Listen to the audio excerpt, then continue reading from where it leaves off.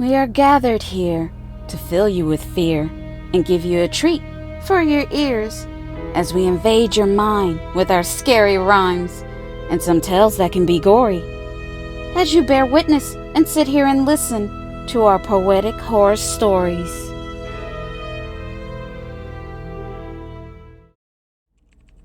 I would like to thank everyone for the likes, comments, and outpouring to Little Girl Lost, my 911 story. But I can see in the comments some of you seem confused. You can't believe that my story is true. Well, whether you believe my story or not, I'm telling you all what I have experienced. This is why I'm writing these posts. Because I didn't believe in the supernatural before, and these stories I'm going to share do sound crazy and impossible. And maybe some of these tales were just pranks or jokes. But if you heard these calls for yourselves, you wouldn't think that anymore. But believe what you want. Anyway, my next 911 story I want to share is really weird and bizarre. It's about a man driving home, and he decides to take a shortcut, but ends up stuck on a dark back road to nowhere, driving for days in his car. I call this story Long Way Home.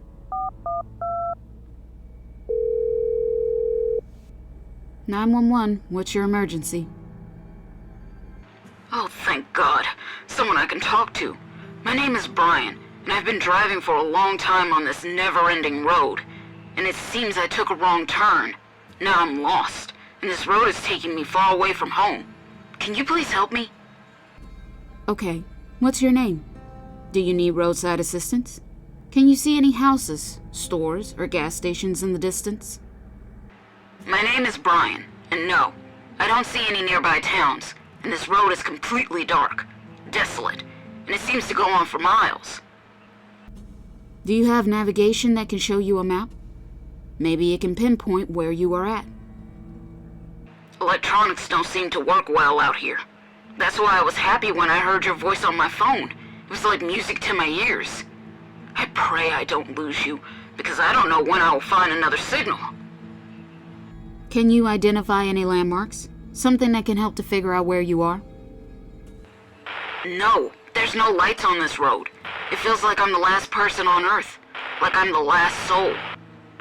That's when his phone started to break up, and I can hear static. I could hear the fear in Brian's voice as he began to panic. Oh, please, God, don't let this phone call end. I may never get you back on the phone again. To tell you the truth, I didn't know what I could do. He didn't know the road he was on, and there seemed to be nothing and no one around him but the dark. I felt like he entered into the Twilight Zone. But I had to keep it together and do my job. Okay, Brian, I'm not going to lie to you. This is bad. You seem to have entered a dead zone, a no man's land, and we need to get you out fast. You need to turn around and go back. You need to retrace your tracks, and hopefully the road will lead you to where you began. At this point, Brian's voice started to fade. I could barely hear him. His signal was beginning to fade away. Brian? Hello? Are you still there?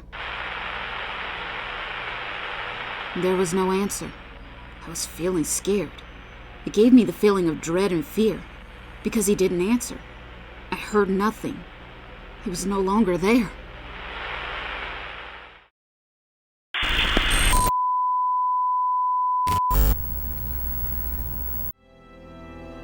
This is just a friendly reminder to please like and comment to let us know how we are doing so far. We would love to hear from you all. And if you're new, please subscribe and become a part of the PHS crew. And we thank you.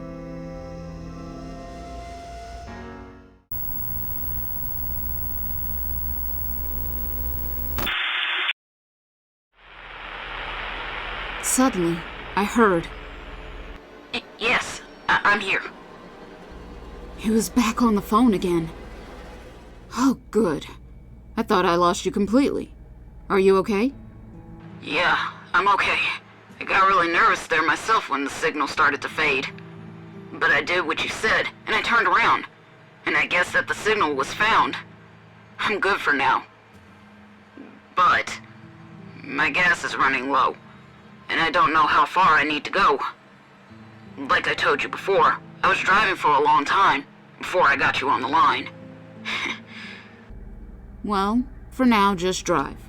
Hopefully you will make it off that road and back to civilization where we can get you a tow. That sounds good to me. I'm so glad today is Friday. That's why I was taking a shortcut home. I wanted to get home quickly to begin my weekend. Now this caught me off guard, because he was wrong. Friday? Brian, what's today's date? I had to ask. It's Friday, July 8th. But I knew that date had passed. No, it's Thursday, July 28th. Brian, I think you've been driving for 20 days straight. No.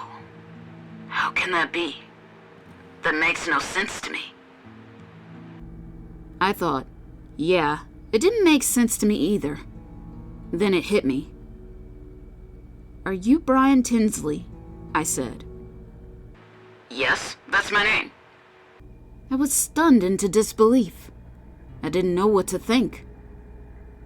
Brian, listen to me. You have been reported missing by your family.